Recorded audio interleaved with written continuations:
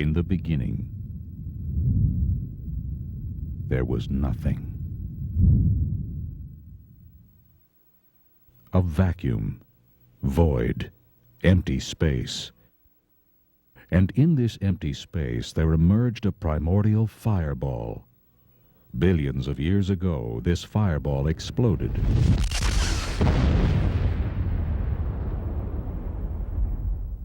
This explosion generated all space, energy, matter. The universe expanded rapidly, producing electrons, neutrinos, photons, and quarks. Soon, this energy began interacting, forming protons and neutrons. Matter continued colliding and interacting. Over time, the first simple elements formed. These elements also collided as the primordial soup continued to expand. Cosmic and particulate evolution continued, and stars began to group, forming into the earliest galaxies. And then, just 5 billion years ago, something wondrous occurred. Within a cloud of gas in a spiral arm of the Milky Way galaxy, our sun formed.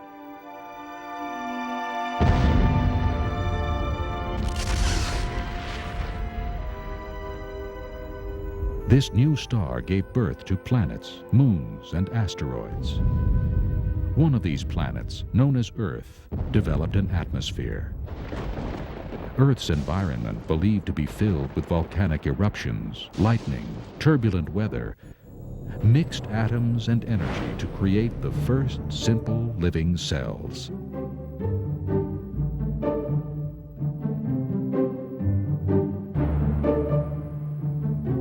Then, through millions of years of mutations and natural selection, algae, jellyfish, and flatworms appeared. As evolution continued, fish appeared in the seas on planet Earth. Some of these fish developed into amphibians, and through natural selection changed into reptiles. A segment of these reptiles evolved into a variety of creatures, including mammals. Some of these mammals became primates, and then, just 600,000 years ago, an isolated group of these primates evolved into man's earliest ancestors. This is our amazing evolutionary heritage.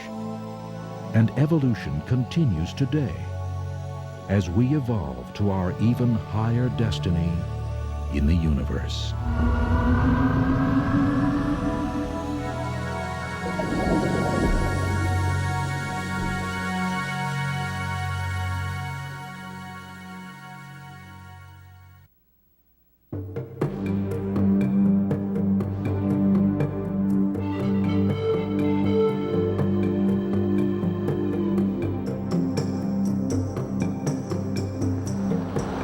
Question of origins.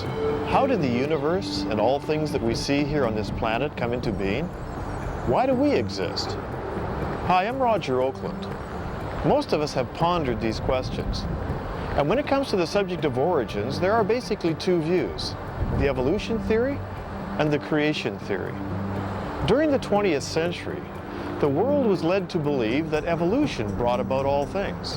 Our universe, the Earth, and all life came into existence as a result of an explosion of matter in billions of years of time. However, there are others who believe the observable evidence points towards a creator. So how can we know? What does the observable evidence indicate?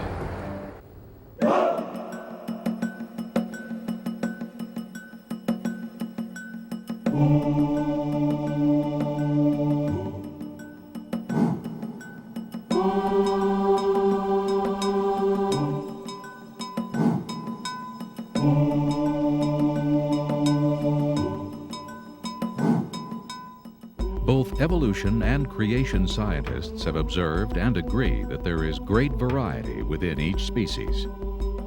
Darwin noticed this variety and adaptability among finches. He noticed that the finches' beaks varied in size and shape, and that the beak's features affected the survivability of the finch. Today we notice a great variety of dogs. It is believed that all 450 breeds of dogs present today had a common ancestor. Most scientists believe that this ancestor was very similar to the present-day wolf.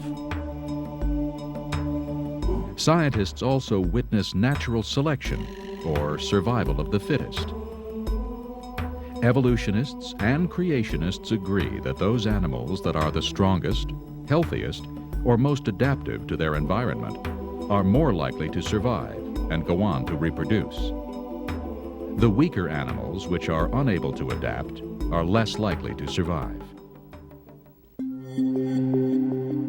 We also observe gene mutations occurring. The DNA in all living organisms contains all the genetic information of life. Sometimes an error is introduced in this genetic code. This is called a mutation.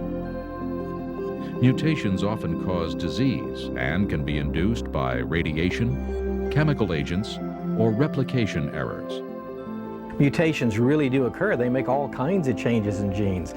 Birth defects, disease organisms, they're great at explaining the origin of disease, death, and disaster, not at all at explaining the origin of something new, some new trait that never exists. All the mutations we know about are only changes in genes that already exist. Darwin observed many things in nature. He was a good naturalist, a good observer of information. What he saw was various plants and animals altering somewhat through adaptation, through variation. He saw them change. We never see one basic type of something changing into something else. That has never been observed in science or in genetics. It just has never been observed. What we see is variety. Variety happens, adaptation happens, evolution doesn't happen. Mutations, natural selection, adaptation. These are some of the observations that both evolutionists and creationists agree upon. But in spite of the agreements, there are substantial differences. And so the debate rages on. I mean, you have such a wide variety of life. And I don't think it's possible for one person, I mean, no matter how powerful he might be, to just snap his fingers and create life. It has to come out naturally over millions of years, probably. I don't believe in the theory of evolution. More and more, even secular scientists are changing their viewpoints because the evidence doesn't support their conclusions. Half of me believes in the theory of evolution, probably because that's what I was taught. 4 years of studies, unfortunately, have kind of brainwashed me towards evolution. We begin where evolutionists say it all began, with the Big Bang and the evolution of the universe. One interesting aspect of evolutionary theory is that it's such a powerful theory, and it's exercises such a strong hold over the imaginations of scientists that they've applied it outside the biological realm. They've applied it to inanimate things as well. They've applied it to the chemical elements, to stars, to galaxies. It's said that the universe itself is evolving. Did the Big Bang trigger the formation of galaxies, stars, planets, and ultimately life? Is there any order coming out of a big explosion? I would say not in any way. Explosions cause chaos and random distribution of various parts that were there perhaps as a united organization beforehand. Any explosion renders that completely null and void. There is no evidence to my mind that an explosion or even the Big Bang Theory can ultimately produce organized beings like ourselves or any other animal. Evolutionary thinking is applied to most areas of science. The field of evolutionary cosmology proposes that the universe is the result of a random explosion some 15 to 18 billion years ago. There are no examples that I've ever seen where an explosion produced an increase in order. Explosions are destructive. They cause spontaneous degeneration, not spontaneous generation. Scientists recognize that all known explosions decrease order and structure and increase chaos. The idea that the cosmos evolved also violates the second law of thermodynamics known as entropy. The second law states that as time advances, the universe becomes less ordered. Over time, all systems left on their own proceed in a direction from order to disorder. All of us witness entropy every day as we see things age and deteriorate. This breakdown of structure directly contradicts the theory of evolution.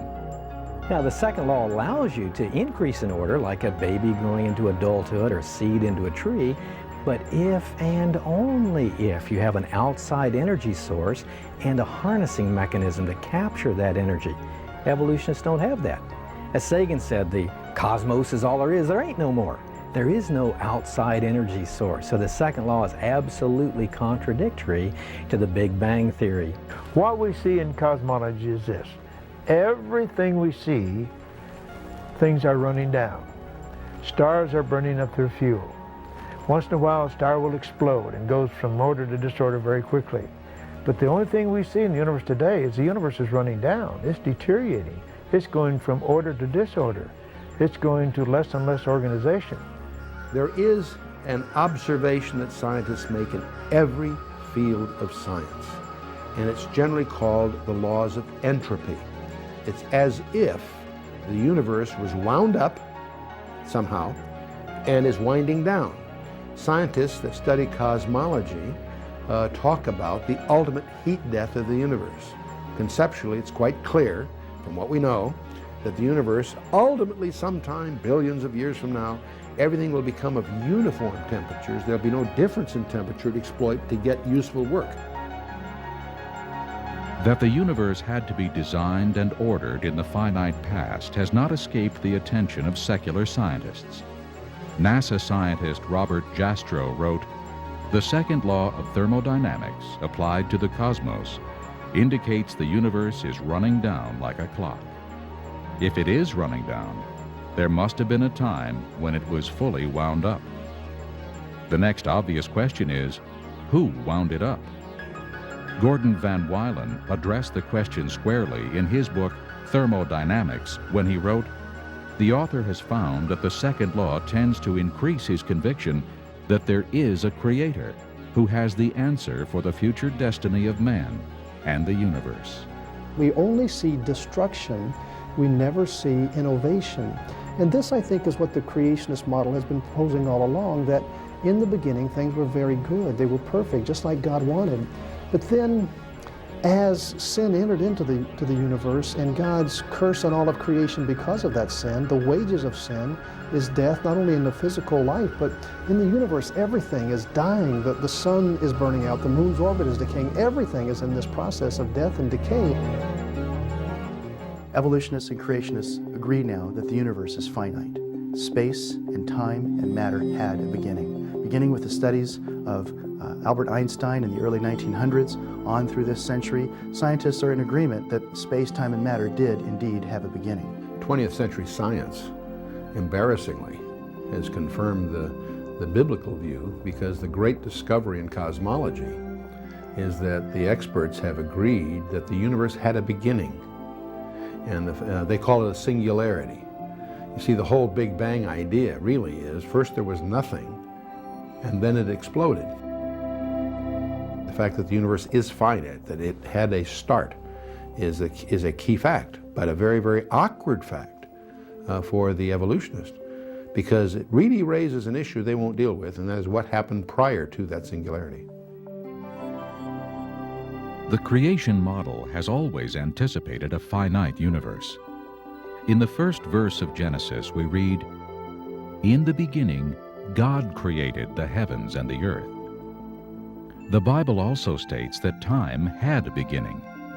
In 2 Timothy, we read, "God, who has saved us and called us with a holy calling, not according to our works, but according to his own purpose and grace, which was given to us in Christ Jesus, before time began. Amazingly, the Bible even explains entropy. Of old, you laid the foundation of the earth, and the heavens are the work of your hands. They will perish, but you will endure. Yes, they will all grow old like a garment.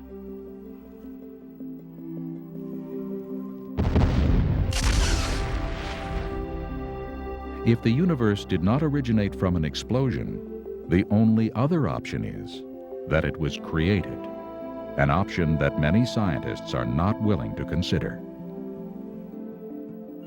Almost all scientists would try to find a mechanical explanation of how the stars, the galaxies and the planetary system came into existence by purely mechanical means without any intervention of a God in creation.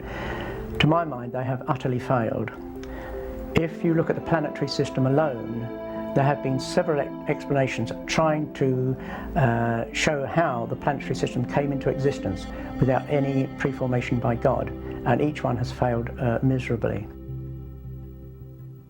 Many observations contradict the current theories on how the solar system evolved. The most popular theory holds that the solar system formed from an interstellar cloud of swirling gas and dust. If the sun, planets, and moons evolved from the same material, they should have many similarities. Yet each planet is unique. Since about 98% of the sun is hydrogen or helium, Earth, Mars, Venus, and Mercury should have similar compositions. Instead, much less than 1% of these planets is hydrogen or helium.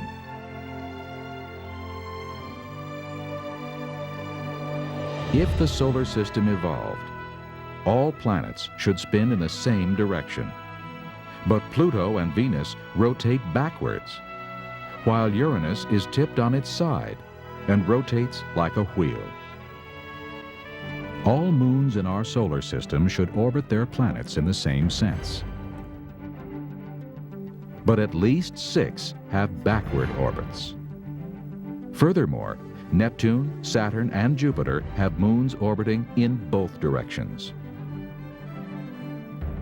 Growing a planet by many small collisions will produce an almost non-spinning planet, since the impacts will be largely self-canceling. Yet, all planets spin, some much more than others. Growing a large, distant gaseous planet such as Jupiter or Saturn poses an insurmountable hurdle for evolutionists, because gases dissipate rapidly in the vacuum of outer space. And even young stars, similar to our Sun, do not have enough orbiting hydrogen or helium to form even one Jupiter. Scientists have no answer as to why 4 planets have rings, or why each planet is so unique. Theories on the moon's origin are also completely inadequate. The moon's elements are too dissimilar to those of Earth's, and its orbital plane and circular orbit offer strong evidence that the moon was created in its present orbit. There is no evidence that the planetary system could have come about by mechanical means. However, the more that scientists began to look at the amazing universe that they inhabited, they began to realize that there were certain factors that were simply very, very fine-tuned for the existence of man, of molecules, of organic life. And the more they looked, the more they realized that we are in effect on really quite a knife edge, and there are many, many indications that this universe has been very specially designed and man is at the very center of it. If we try to model the universe as we know it, as we try to build a mathematical model that reflects what we know, we quickly discover there are thousands of parameters and ratios that if you adjust them even a little bit, life is impossible. We quickly discover that the Earth was a little closer, a little further from the Sun. It's either too warm or too cold. If it turns at a little different speed, if the masses are a little different, it would hold too much or too little atmosphere. As you start trying to model this, you quickly discover that all the parameters involve an incredibly delicate balance. And so they call this the anthropic principle, meaning it's as if everything we know was skillfully designed or balanced for man. The Earth is at a very specific distance from the Sun, And they have calculated that if we were only 5% closer, the water would boil off from the oceans. If we were just 1% further away, then the oceans would freeze. And that gives you just some idea of what sort of a knife edge we are on. The surface gravity of the Earth is exactly where it needs to be. More, you have too much atmospheric pressure; less, you don't have an atmosphere. The thickness of the crust is critical, the rotation period of the Earth, the gravitational interaction between the moon, strangely enough, all these contribute to what makes life possible. And so they call that the anthropic principle, which collectively is an overwhelming argument for a designer. Scientists don't like to acknowledge that because a designer implies accountability. That the Earth was fine-tuned for the existence of life is no surprise to creation scientists. The Bible declared this fact thousands of years ago. In Isaiah we read, "For thus says the Lord, who created the heavens, who is God, who formed the earth and made it, who has established it, who did not create it in vain, who formed it to be inhabited." Physicist and Nobel laureate Arno Penzias stated in 1992, "Astronomy leads us to a unique event, a universe which was created out of nothing, one with the very delicate balance needed to provide exactly the right conditions required to permit life, and one which has an underlying, one might say, supernatural plan." Astronomer George Greenstein stated in his book, The Symbiotic Universe, "As we survey all the evidence, the thought insistently arises that some supernatural agency must be involved. Is it possible that suddenly, without intending to, we have stumbled upon scientific proof of the existence of a supreme being? Was it God who stepped in and so providentially crafted the cosmos for our benefit?" The more we study the cosmos, the more the psalmist words ring true. "The heavens declare the glory of God, and the firmament shows his handiwork. Day unto day utters speech, and night unto night reveals knowledge. There is no speech nor language where their voice is not heard." For me to believe that all our life and our planets came from one big bang, I don't believe it. I believe there is a higher power out there. No, I do not believe that the universe has some sort of maker behind it. Well, I believe the universe started with the Big Bang. I believe the Earth was designed for life because everything we see around us, everything we need to live, everything we need to survive and be happy is all around us. We don't want for anything. All our food, our air, everything to make us happy and for us to survive is here. So there had to be an originator of this. It couldn't have just happened by chance. The evidence clearly reveals that God has created the universe and the solar system and specifically designed the Earth for life. Yet many would rather trust and believe in the Big Bang rather than trust and believe in the God of the Bible. In the next section, we'll examine the possibility of life arising from chemicals spontaneously.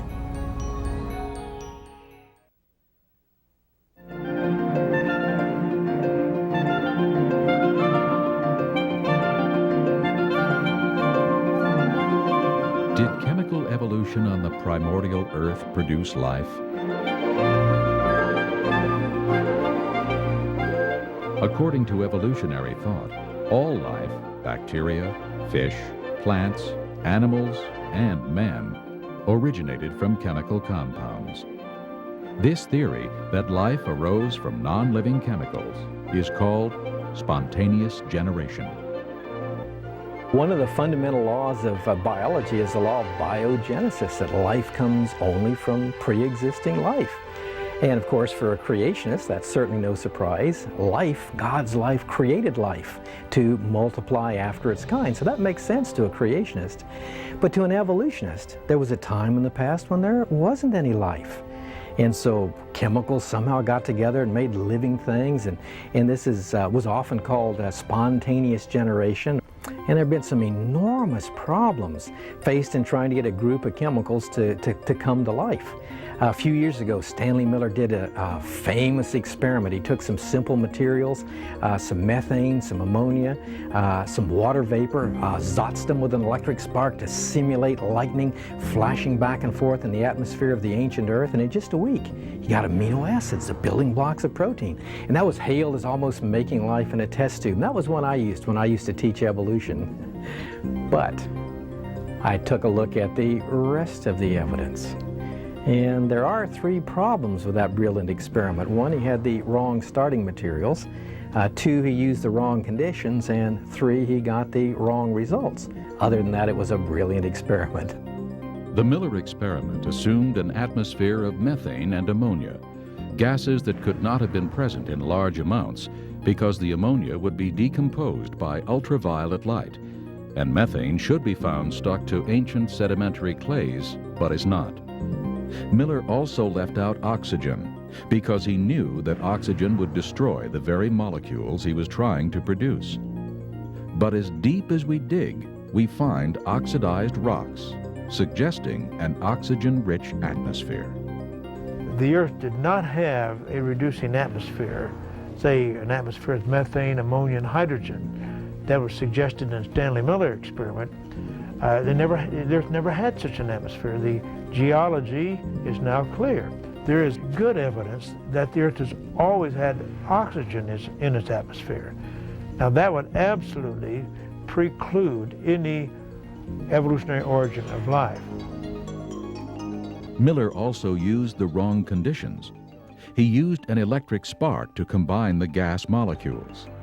The problem is that the same spark that puts amino acids together also tears them apart, and it's much better at destroying them than making them.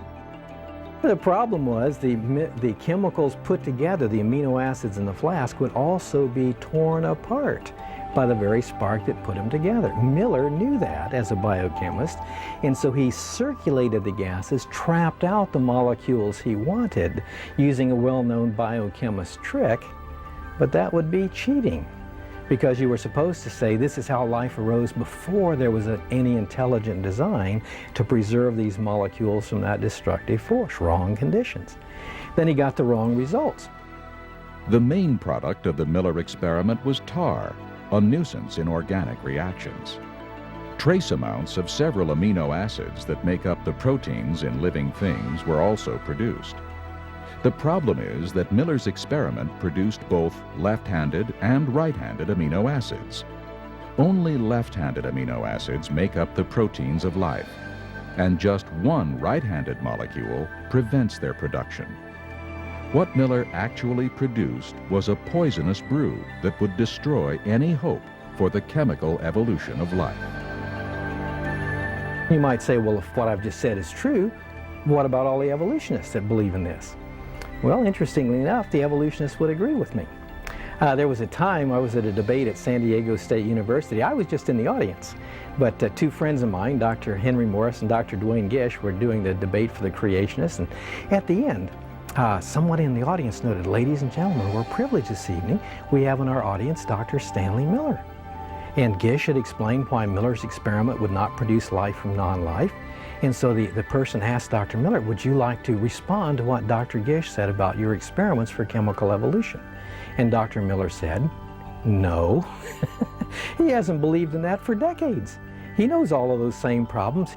I would say this: any theory on the origin of life on the Earth, or any other planet as far as that's concerned, is a fairy tale. Evolution teaches that energy, such as lightning or heat, plus matter, can occasionally create new life. Yet our entire food industry rests on the fact that this can never happen. If we examine a jar of peanut butter, it contains matter and is exposed to light and heat. But we never find new life inside unless an outside life contaminates it. If the theory of evolution was viable, then I should occasionally, by subjecting this to energy, end up having new life. Now we go down to the store, and if I open this jar of peanut butter, maybe not often, but on some occasion, I should find new life inside. And so, when we open the jar of peanut butter, we look in there, there's no new life. And aren't you glad, okay? Now, you may smile at this, but hopefully you'll never forget it, because you and I conduct, collectively, over 1 billion experiments every year, and we've done that for virtually 100 years. And we never encounter new life. In fact, the entire food industry of the world depends on the fact that evolution doesn't happen. The case for chemical evolution only weakens when we consider that long chains of specific amino acids, all in exactly the right position, are required to form the proteins of life. Even worse, amino acids do not naturally link up to form proteins, but rather tend to break down. Now, proteins can be 2,000 or 3,000 amino acids long, very long, complex chemicals. And they're very much like a computer program. Every amino acid has to be in exactly the right position. If one of them is wrong, then the whole protein is useless, just like a computer program. The improbabilities buried in Darwinism start right at the very beginning.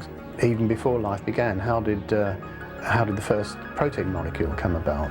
And there's been quite a bit of work done on this to investigate the probability of it, work both by information theory technologists and also by molecular biologists actually tinkering with proteins to see whether or not they can be taken to pieces and reassembled.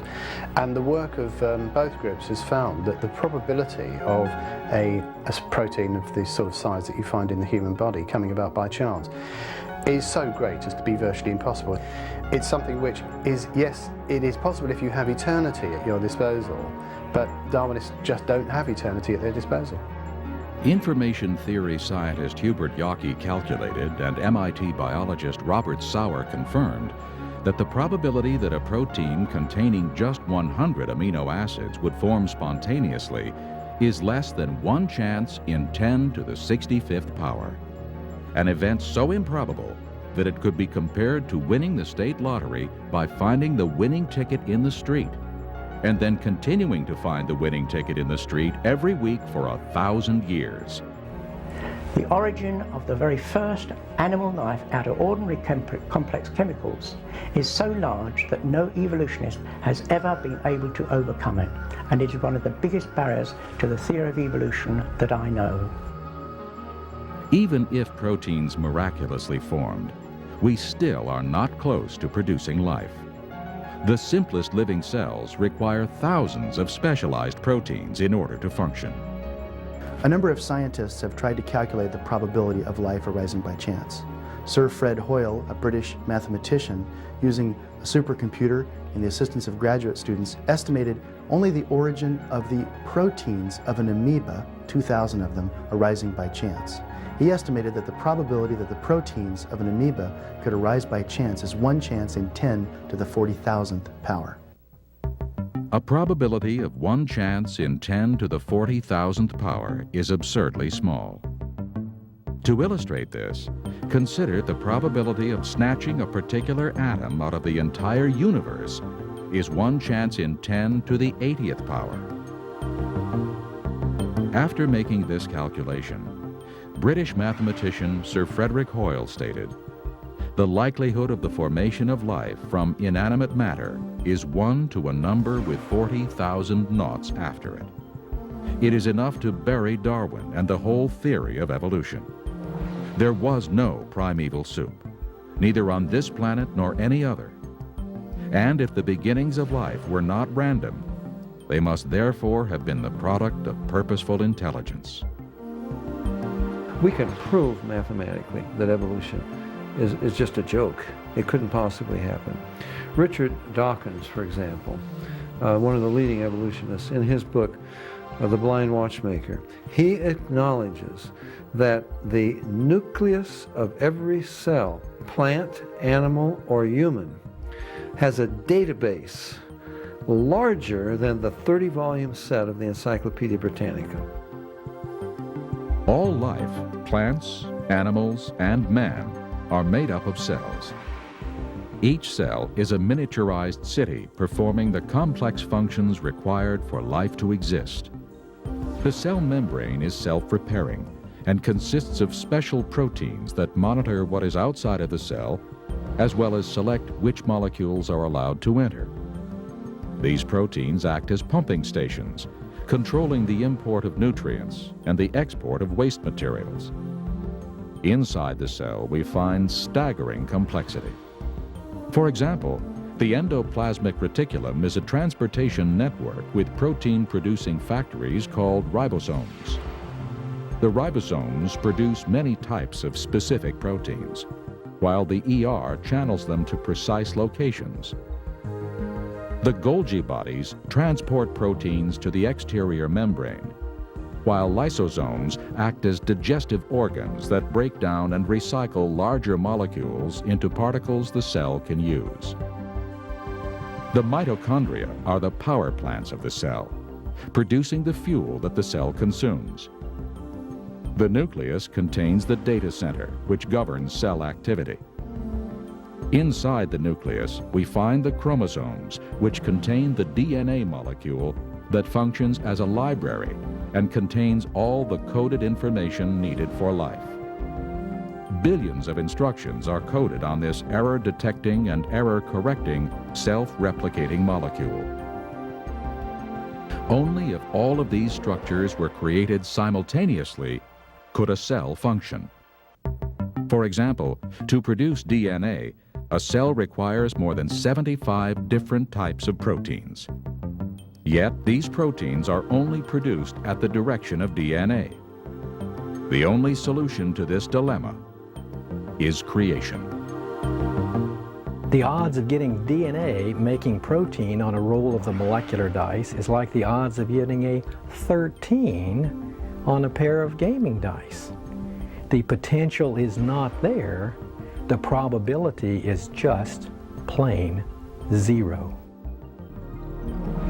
Evolution teaches that bacteria were one of the first life forms to evolve from chemicals. Many bacteria propel themselves with a type of miniature motor called a flagellum. These extremely efficient reversible motors rotate up to 100,000 revolutions per minute. The bacterial motor is similar to an electric motor. It has a filament that acts as a propeller, a universal joint, a stator and a rotor, and a drive shaft with bushings. Each part of the motor must function, or the bacteria will die. Since bacteria can start, stop, and change direction and speeds, they must have sophisticated sensors, switches, and control mechanisms. All of this is highly miniaturized. 8 million of these motors would fit in the cross-sectional area of a human hair. While bacteria are small, they are not simple. You know, I think probably the weakest link in all of evolution theory is the idea of the origin of life from non-living chemicals. It's probably easier to get from a cell to a person than it is to get from chemicals to life. The gap there is just so incredibly large. I'm convinced that life is so complicated, so complex, so intricately engineered that wherever life exists, God created it. It could not have come by natural processes. Life comes from a creator, and that creator tells us that he created life here on earth. Here we see it, unimaginably complex. It must have been created. I believe humans evolved to where we are today from single-celled organisms based on the theory of Darwinism and natural selection. I don't think that there was any sort of divine intervention. I believe evolution is pretty much a proven theory. I don't believe in a higher order. Just because the fact that I haven't seen any, proof or, concrete evidence of that, and until somebody shows me, that there is, then I'm going to have an aversion to organized religion, and I'm going to stay on the basis of chemical evolution. No life is simple, and all life shows the handiwork of a designer. Scientists know this, yet many believe in chemical evolution rather than be accountable to the Creator God of the Bible. Next, we will examine the evolutionary view that simple life has evolved into complex life.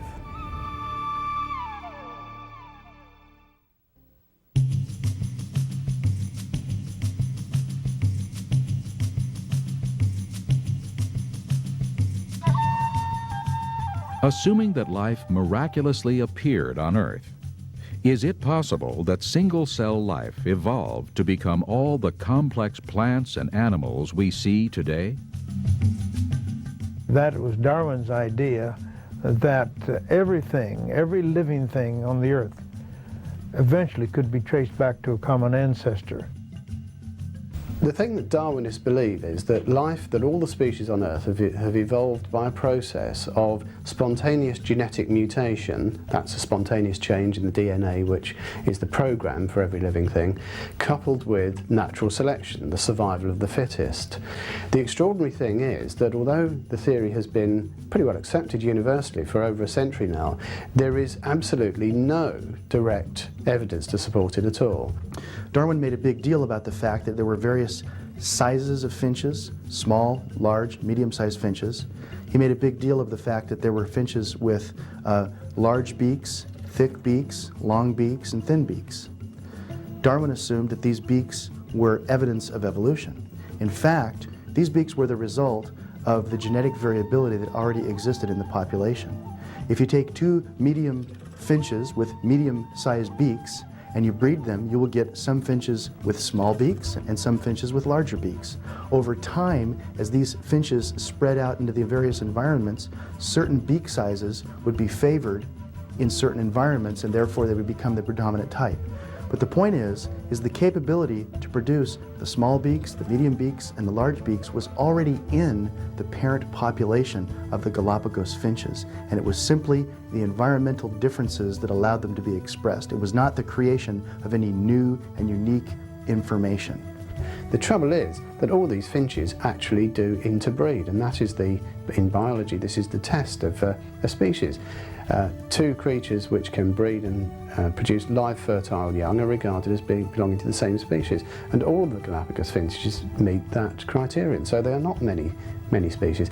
If evolution was true, we wouldn't be concerned about the extinction of species. There'd be new ones being created. We don't have new species, we got deterioration, we have all kinds of species that no longer exist. Charles Darwin theorized that given enough time, one kind of animal could evolve into another. This is the basis for the evolutionary tree of life taught in biology. Yet Darwin himself acknowledged the lack of transitional fossils in the rock strata. Darwin wrote, "Intermediate links? Geology assuredly does not reveal any such finely graduated organic chain, and this perhaps is the most obvious and serious objection which can be urged against the theory."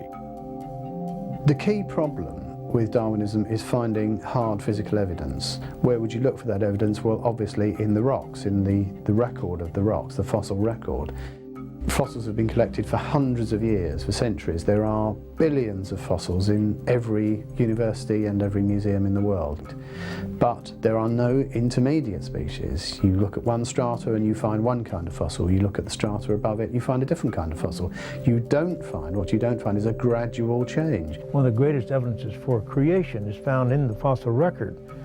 For example, in the so-called Cambrian rocks, we find fossils of a vast array of very complex invertebrates: clams, snails, jellyfish, worms, brachiopods, trilobites, and many other very complex invertebrates. But nowhere on the face of this earth has anyone found fossilized ancestor to a single one of those complex invertebrates. Now that fact alone demolishes the theory of evolution. Evolutionists claim that these invertebrates in turn evolved into vertebrates, such as fish.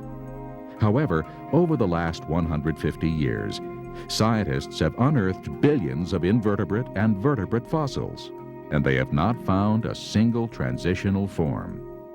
Every major kind of fish that we know anything about appears fully formed, no trace of ancestors, and certainly no trace of transitional form linking these major kind of fishes to one another.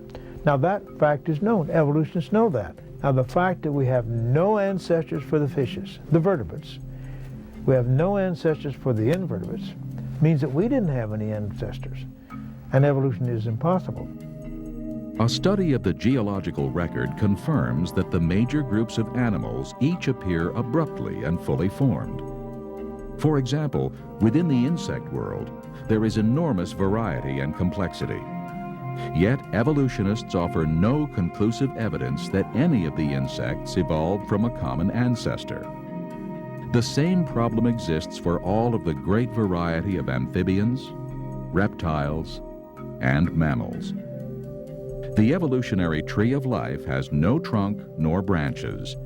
Therefore, all of the implied intermediates are only blind speculation. Sometimes Darwinists hold up examples of what they say are transitions. For example, I suppose the best known example is Archaeopteryx, which appears to be half dinosaur, half bird. The trouble is, when you look at the dinosaurs that it might have evolved from, what you find is that none of those dinosaurs had a collarbone, and birds all do have a keeled breastbone which holds the pectoral muscles, which enables it to flap its wings. It has been claimed in the past that Archaeopteryx was really nothing more than a feathered reptile. Well, I've never seen a reptile yet that you just stick a bunch of feathers in and kick it in the tail and it flies. And no, Archaeopteryx flew. He had wings, and he certainly wasn't a feathered reptile. As a matter of fact, I have an article here before me, published in March 1996 in the Journal of Vertebrate Paleontology. And the authors say this: the avian features of the skull demonstrate that Archaeopteryx is a bird rather than a feathered non-avian archosaur. The most important missing link of all, of course, is the missing link between an ape-like ancestor and mankind. That's the missing link that most of us are interested in. Have we found that? Well, if you listen to Darwinists, you'd think that we found lots of them. In fact, the evidence really isn't there at all. All of the fossils that have been found so far have been classified, reclassified, either as human or as ape. And so far, the missing link is still missing. I have been investigating the so-called missing link between man and ape for many years, and I have found that every single one of them simply is no link whatsoever.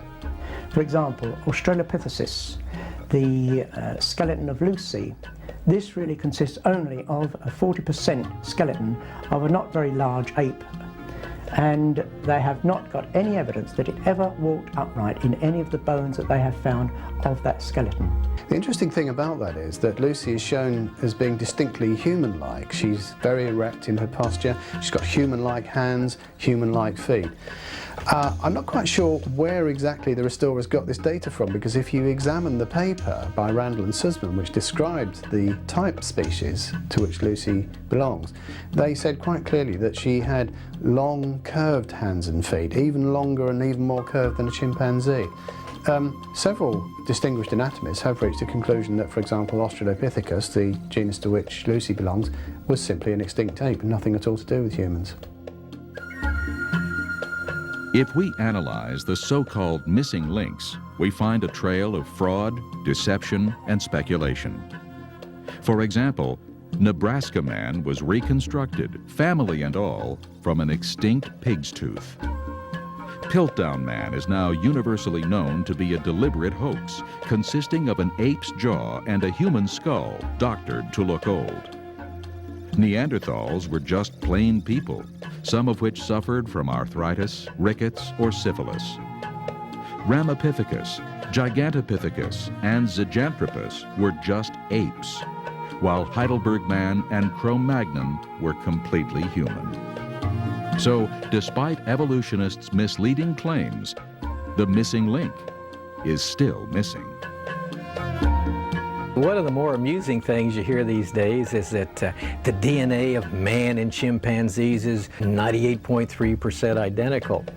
And I have to admit, as a geneticist, I find that kind of humorous. You're not even that closely related to yourself. And so the genes you inherit from your mother, the genes you inherit from your father, are on the average at a maximum only 93% similar.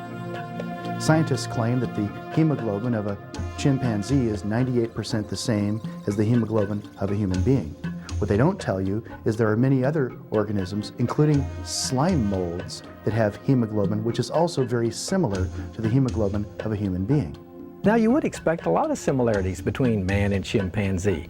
We breathe the same air, we have muscles and bones, we digest things similarly. If we were created by the same God, we would expect to have lots of similarities. But let's suppose for just a moment that there was some truth in that figure, although I haven't got a clue where in the world it could have come from.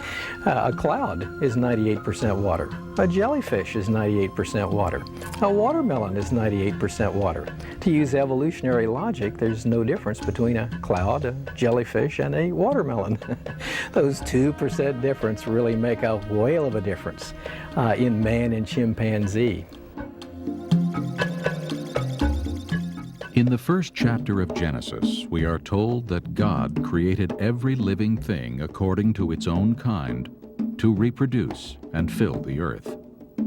This is exactly what we see.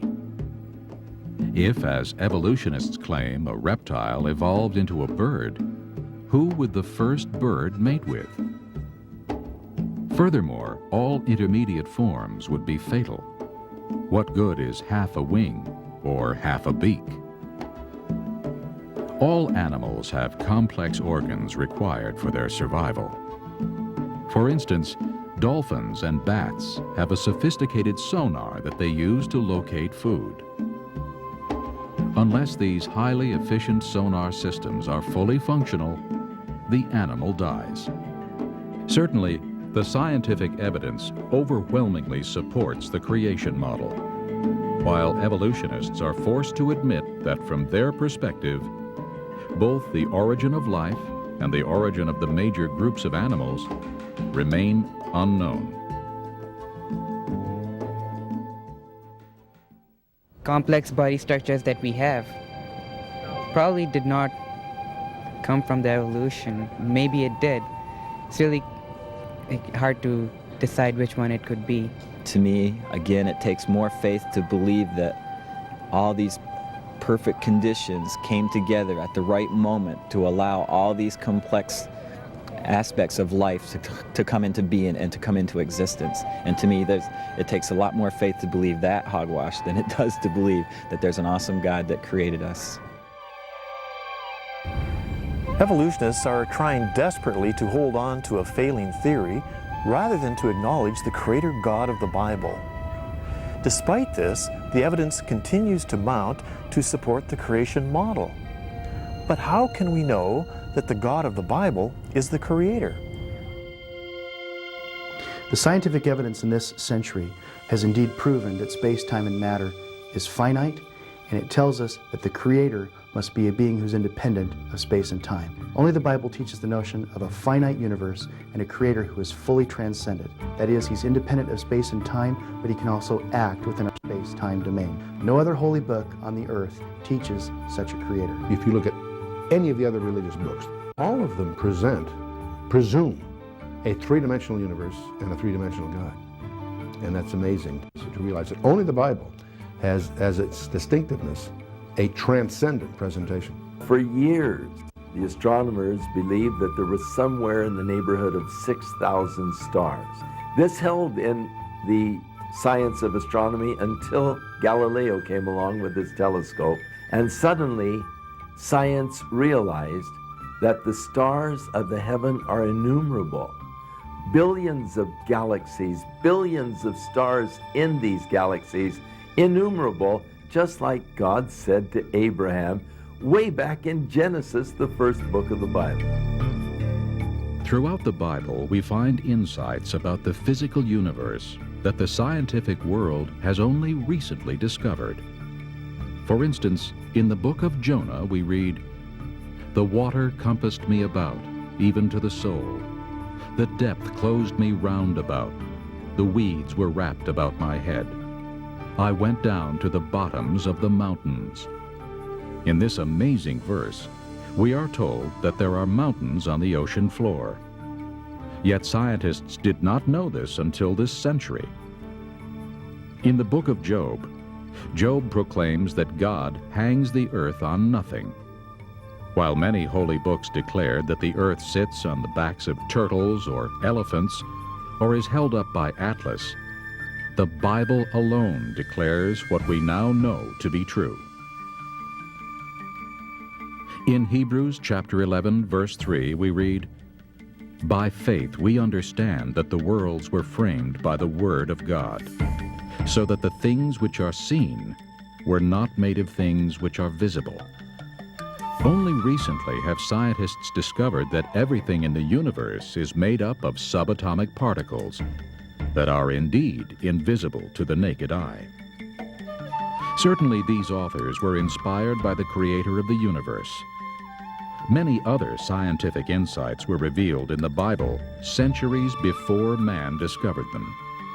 For example, atomic fission, oceanic currents, the hydrologic cycle, the jet stream, dinosaurs, and innumerable stars. We know that when Columbus made his trip to discover India and landed here in America, that when he took off, there was tremendous fears that he would come to the edge of the earth and would plunge off into nothing. And yet, had they read the Bible, they would have known that Isaiah talks about the circle of the earth and that the earth is actually round. I challenge anyone to find scientific errors in the Bible. They're not there. What's fascinating to me is the more you know about the Scripture and the more you know about contemporary science, you discover that the Bible has anticipated it. As a Christian, we can believe in creation and the laws of science at the same time. And as a scientist, I'd a lot rather believe a theory that fits with the evidence that we can really see. Always, whenever we study, whenever we really can observe, we'll see that science supports God's Word. I would challenge those who are declaring that the Bible is filled with myths to investigate for yourself with an open mind, and I know you'll discover the truth. A question of origins. We've examined the evidence. Now it's up to you as an individual to make a choice. In the book of Romans, chapter 1, the Bible tells us that the evidence that God has created is so obvious from the things that God has made that if you reject that evidence, you are without excuse. And in the book of Colossians, chapter 1, the Bible tells us who the Creator is. Not only that He has created all things, but that He has redeemed us from our sins through His death upon the cross at Calvary. The Creator is Jesus Christ. Will you acknowledge that you have been created? Will you recognize that you have been separated from the Creator, Jesus Christ, because of your sins? Will you accept Him, who He is and what He's done, and who you are and what you've done? It will be the greatest choice that you could ever make for eternity.